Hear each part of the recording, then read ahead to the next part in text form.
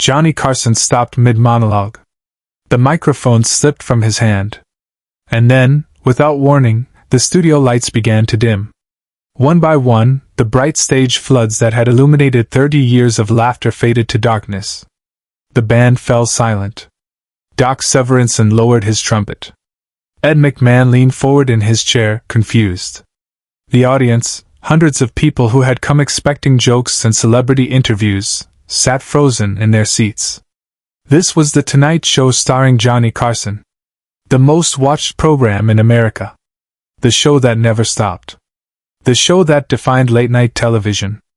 But on this night, in 1987, something happened that no producer had planned, no writer had scripted, and no audience member had anticipated.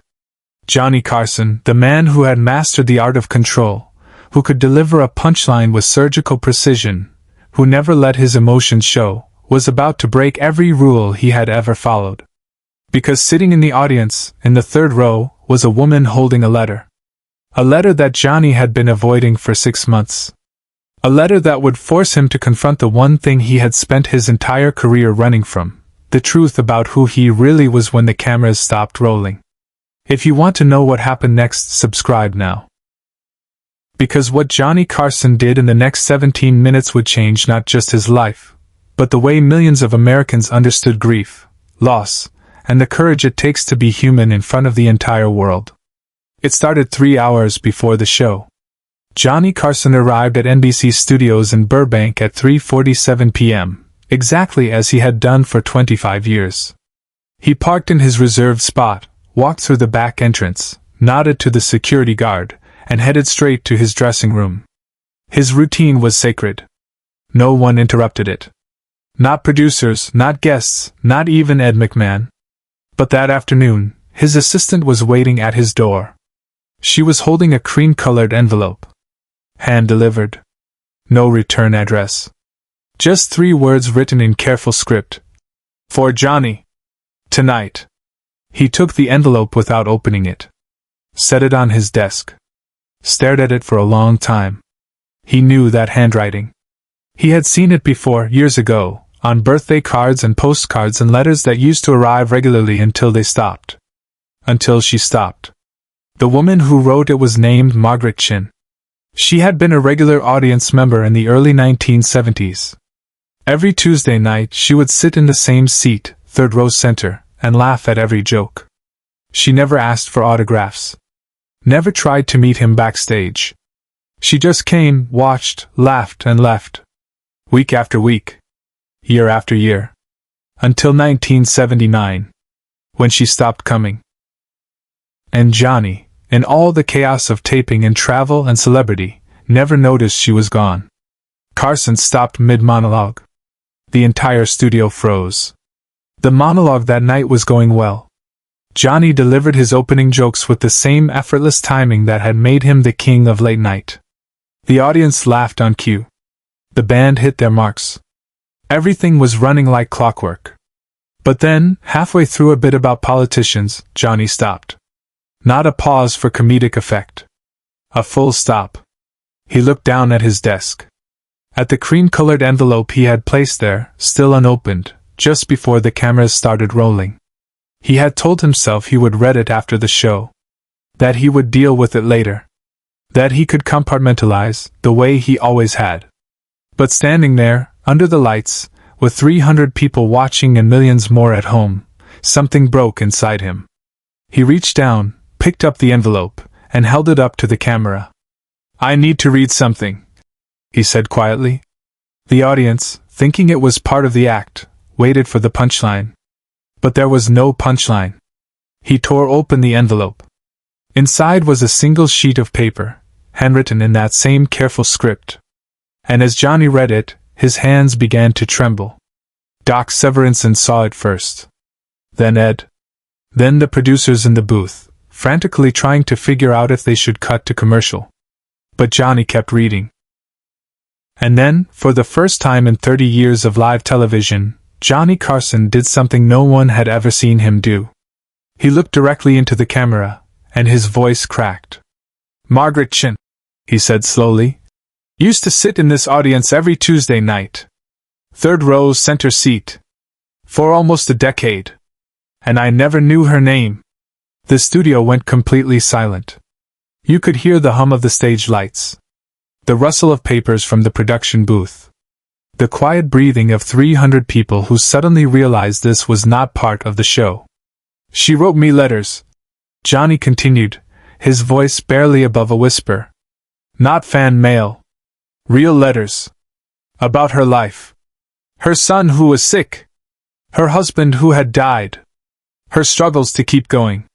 And she told me that this show, these 90 minutes every night, were the only time she felt like she could breathe. The only time she felt less alone. He paused. Looked down at the letter again. She stopped coming in 1979. And I never noticed. I never wrote back. I never even knew she existed beyond that seat, that laugh, that face in the crowd. Subscribe and leave a comment, because the most powerful part of this story is still ahead. The letter explained everything. Margaret had stopped coming because her son had died. The illness they had fought for years had finally won. And in her grief, she couldn't bring herself to laugh anymore. Couldn't sit in that audience and pretend that everything was okay. So she stayed home. Alone. For 8 years. But a month ago, she had been diagnosed with stage 4 cancer. The doctors gave her weeks, maybe days. And in those final moments, she had written to Johnny one last time. Not to ask for anything. Not to blame him for not responding to her previous letters. Just to say thank you. Thank you for the laughter. Thank you for the distraction. Thank you for giving her son something to look forward to on the nights when the pain was unbearable. And then, at the end of the letter, she had written, I know you probably won't read this. I know you get thousands of letters. But I wanted you to know that you mattered. That this show mattered. That even when you were just doing your job, you were saving someone's life. Johnny finished reading. He set the letter down on his desk. And then he did something that no producer would have ever allowed. He looked into the audience, directly at the third row, center seat. The seat where Margaret used to sit. Backstage, he made a choice no producer would have ever allowed. He signaled to the stage manager. Cut the music. Dim the lights. He stepped out from behind his desk and walked to the edge of the stage. The audience watched, confused, as Johnny Carson, the man who never broke character, who never let the mask slip, stood there in the half-darkness and spoke directly to them. Margaret is here tonight, he said softly. She's sitting in her old seat. Third row, center. The cameras swung to the audience. And there she was. A small woman, thin and frail, wrapped in a cardigan despite the warmth of the studio lights. Her face was gaunt, her eyes tired. But when the camera found her, she smiled. The same smile Johnny had seen 1,000 times from that same seat, years ago. Johnny walked down the steps, into the audience. Security started to move, but Ed McMahon waved them off. The producers in the booth were screaming into their headsets, trying to figure out what was happening, whether they should cut away, whether this was some kind of breakdown. But the cameras kept rolling. Johnny sat down in the seat next to Margaret. Not in front of her, not above her. Next to her. Like an old friend. I'm sorry, he said, and his voice was raw. I'm sorry I never wrote back. I'm sorry I never noticed when you stopped coming. I'm sorry I didn't know your son's name. Margaret reached out and took his hand. You couldn't have known, she said gently. That's not your fault. But I should have, Johnny replied. I should have paid attention. I should have cared enough to notice when someone who showed up every week suddenly disappeared. There was a long silence. The kind of silence that would normally be unbearable on live television. But in that moment, it felt sacred. 300 people watching two strangers hold hands in the dim light of a television studio. And then Margaret said something that would become one of the most quoted moments in television history. You did notice, she whispered. You're here now. But this was the moment no one in the studio, nor anyone at home, ever saw coming. Johnny Carson stood up. He walked back to his desk. He picked up the cream-colored letter and held it up to the camera. "This letter," he said, his voice steady now, "is a reminder. A reminder that we are not just entertainers. We are not just filling time between commercials. We are in people's homes. In their lives. In their darkest moments." He paused. Looked directly into the camera. "I forgot that. For a long time, I forgot that. I thought this was just a job. Just a show. Just 90 minutes of jokes and interviews and pretending that everything is fine." He set the letter down. "But it's not just a show. It's a connection. Between me and you. Between all of us and the people watching at home who are struggling, who are alone, who are fighting battles we can't see." The audience sat in absolute silence. Some were crying. Others were staring, transfixed, unable to look away. "Margaret is going to be okay," Johnny said, and a small smile crossed his face. "Not because of anything I did. But because she had the courage to write that letter. To tell her story. To remind me, and all of us, why we're really here." He looked back at Margaret, still sitting in the third row. "Thank you," he said, "for teaching me something I should have known all along." And then Johnny Carson did something he had never done before. He walked over to Doc Severinsen, took the trumpet from his hands, and played a single, slow, mournful note. It echoed through the studio, haunting and beautiful. And then the band joined in, soft and gentle, playing a melody that had no name but somehow felt like home. The cameras faded out. The show ended. No commercial break. No closing monologue. Just that music, and the image of Johnny Carson standing on that stage, holding a letter, remembering what it meant to be human. Share and subscribe. Make sure this story is never forgotten. Margaret Chen passed away 3 weeks later. She was surrounded by family and friends. And according to those who were there, in her final moments, she was smiling. Because she had gotten her answer. She had been seen. She had mattered. Johnny Carson never spoke publicly about that night again. But after the show, he did something he had never done before.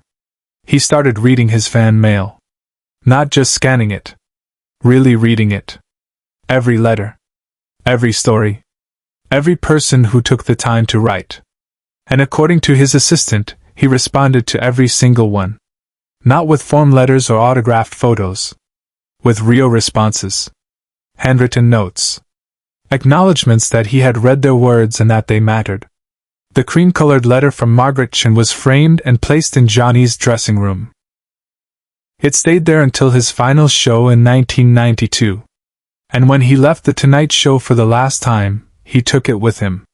It was found years later, after his death, in a locked drawer in his home office. Next to it was a small photograph of Margaret, sitting in the third row, center seat, laughing. The night the lights went out was the night Johnny Carson remembered why they turned on in the first place. Not to blind the audience with spectacle. Not to hide the truth behind comedy. But to illuminate the connection between one human being and another. To show that even in the brightest lights of fame, we are all just looking for someone to see us. To hear us. To remember that we were here. And that night, Johnny Carson saw Margaret Chen.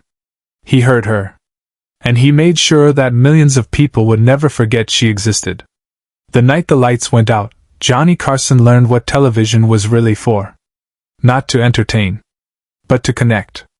And Margaret Chen, sitting in the third row, taught him that lesson without saying a word. In the weeks that followed, something shifted in Johnny. He started arriving earlier to the studio. Started watching the audience file in. Started noticing the faces that came back, week after week. He began to understand that those seats weren't just filled with anonymous crowds. They were filled with people. With stories. With lives that intersected with his for 90 minutes and then went back out into the world, changed or unchanged by what they had witnessed. The producers never aired that episode. The tape was locked away, deemed too raw, too real for broadcast television. But the people who were there that night never forgot it. They told their families. Their friends. Their children. And slowly, the story spread. Not as gossip. Not as scandal. But as testimony. Evidence that even in the manufactured world of television, authentic human connection was still possible. That's why we remember him. Not because he was funny, but because that night, he was real,